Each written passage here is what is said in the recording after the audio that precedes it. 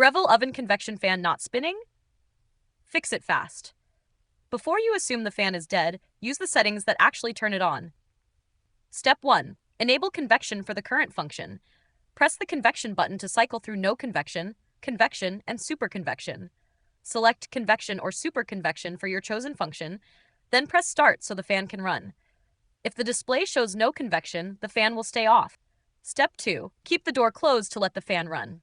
Opening the door pauses the cycle. Leave it open long enough and heating cuts off. Close the door and resume the cycle so the fan restarts. Step 3. Check clearance inside the oven. Oversized pans or trays pressed against the rear wall can block the fan guard. Leave space around the rear cover so air can circulate freely. Step 4. Clean vents in the crumb tray safely. Unplug the oven and let it cool.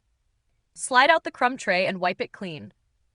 Clear debris from the vent slots only. Do not touch the quartz heating elements or the fan blades. Apply cleaner to a lint-free microfiber cloth, not inside the oven, then dry fully. A lint-free cloth is ideal here and won't scratch the panel or interior.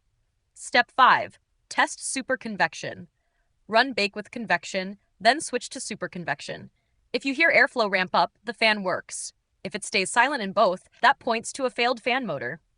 If the fan never spins in convection or super convection after these checks, there's likely an internal fault. Use the Breville product hub link in the description before your next cook.